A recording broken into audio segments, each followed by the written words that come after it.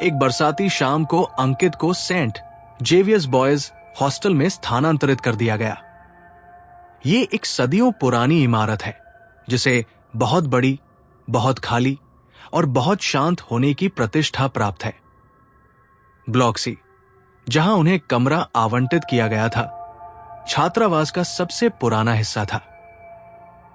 Warden ने उससे साफ कहा, आपका कमरा गलियारे के अंत में है, कमरा नंबर 13। वहां आमतौर पर कोई नहीं रहता। अंकित व्यावहारिक होने के कारण इस विषय से बचता रहा। भूत प्रेत की कहानियों से उसे कभी डर नहीं लगता था। लेकिन सीनियर्स उसके कमरे के नंबर पर हंस पड़े। एक ने फुसफुसाते हुए कहा, भाई तुम बदकिस्मत हो, उस कमरे का इतिहास है। पहली रात गलियारा असामान्य रूप से शांत था। दूसरे ब्लॉकों के विपरीत, जहां हंसी, संगीत और चीख पुकार गूंज रही थी, ब्लॉक सी सुनसान लग रहा था। जब अंकित ने कमरा नंबर 13 खोला तो दरवाजा ऐसे चरमराया जैसे सालों से उसे किसी ने छुआ ही न हो। अंदर कमरा गलियारे से भी ज्यादा ठंडा था। हालांकि खिड़कियां बंद थी, अलमारियों पर धूल जमी थी, कोनों में मकड़ी के जाले लटक रहे थे। उसने अपना सामान खोला, बिस्तर बिछाया और बत्ती बुझा दी। बाहर बारिश की बूंदें खिड़कियों के शीशों से टकरा रही थी। आधी रात के आसपास अंकित की नींद एक हल्की सी आवाज से खुली, मानो कोई गलियारे में अपने पैर घसीट रहा हो। कूद कूद, ये धीमी, सोची समझी और भारी आवाज थी। पहले तो उसने सोचा कि कोई सीनियर मजाक कर रहा है, लेकिन जब उसने बाहर झांका तो गलियारा खाली था। लेकिन शोर रुका नहीं। शोर उसके ठीक पीछे, उसके कमरे के अंदर था। वो इधर उधर भटकता रहा।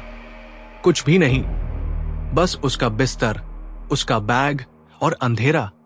उसकी धड़कनें तेज हो गई, लेकिन वो घबराकर हंसा, खुद से कह रहा था कि ये बस उसकी कल्पना है। अगले दिन वो कॉलेज गया और उस घटना को लगभग भूल ही गया। लेकिन जैसे जैसे रात हुई, बेचैनी फिर से शुरू हो गई। बिस्तर पर लेटे लेटे उसे फुसफुसाहटें सुनाई दी। पहले तो उसे एहसास ही नहीं हुआ कि वो इतना कमजोर है कि कमरे के कोने से एक फुसफुसाहट सी आई, मानो दीवारों के आर पार दो लोग फुसफुसा रहे हों। यहां से चले जाओ। अंकित की आंखें चौड़ी हो गई और वो उठ बैठा। कौन है? उसने फुसफुसाते हुए पूछा। फुसफुसाहट तुरंत बंद हो गई। सन्नाटा छा गया। थोड़ी देर बाद दरवाजे पर दस्तक हुई, 3 बार। जब उसने दरवाजा खोला तो बाहर कोई नहीं खड़ा था, लेकिन दरवाजे तक का फर्श गीला था, मानो कोई गीले पैरों से सीधे उसके पास चला आया हो। अगली शाम अंकित ने हिम्मत जुटाकर एक सीनियर से अपने कमरे की अजीबोगरीब चीजों के बारे में पूछा। कमरा नंबर 13 इंच सुनते ही अंकित का चेहरा पीला पड़ गया। क्या किसी ने तुम्हें नहीं बताया? उसने फुसफुसाते हुए कहा। वो कमरा 10 साल पहले राघव नाम के एक छात्र का था। वो एक अकेला, अजीब लड़का था।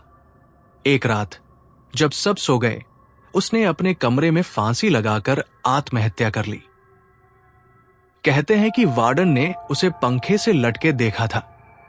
तब से वहां रहने वाले छात्र एक हफ्ते से ज्यादा जिंदा नहीं बचे।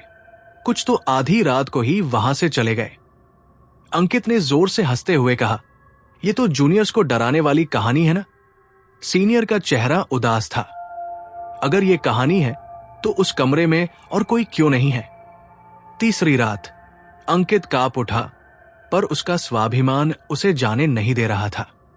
उस रात उसने दरवाजा दोबारा चेक किया, खिड़की बंद की और सोने की कोशिश की। ठीक 3:15 बजे ऊपर लगे पंखे की तेज आवाज से उसकी नींद खुल गई। पंखा असामान्य रूप से धीरे धीरे घूम रहा था। हर चक्कर पिछले वाले से ज्यादा भारी लग रहा था। वो उसे घूरती रही और ठिठक गई। पंखे से एक रस्सी लटक रही थी जो हल्के से हिल रही थी। एक पल के लिए उसे लगा कि उसे पैर दिखाई दे रहे हैं, पीले बेजान पैर ठीक उसके ऊपर। उसकी सांस गले में अटक गई। उसने पलकें झपकाई और वो दृश्य गायब हो गया। पीले पैर अभी भी सामान्य रूप से चल रहे थे। कांपते और पसीने से तरबतर वो सारी रात लाइट जलाकर बैठा रहा। चौथे दिन तक अंकित एक अलग व्यक्ति की तरह दिखने लगा, पीला, नींद से वंचित और डरा हुआ। उस रात उसने फिर से लाइट जलाकर छोड़ दी। सोने की कोशिश करते हुए दीवार पर एक साया फैल गया। पहले तो वो साया उसे ही अपना लगा, लेकिन फिर वो अपने आप हिलने लगा। वो असामान्य रूप से लंबा हो गया। उसका सिर टेढ़ा हो गया। उसके हाथ टूटी हुई लकड़ियों की तरह लटक रहे थे।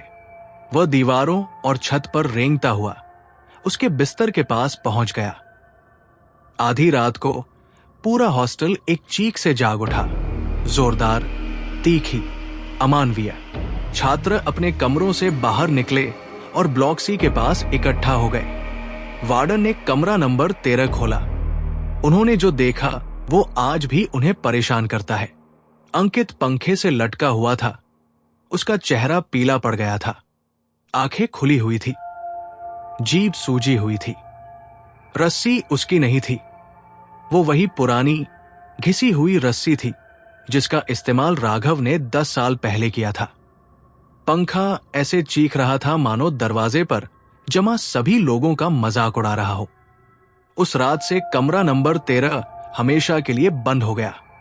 लेकिन आज भी जब बारिश होती है तो सेंट जेवियर्स हॉस्टल के लड़के कहते हैं कि उन्हें ब्लॉक सी के गलियारों में घिसटते हुए कदमों की आहट सुनाई देती है।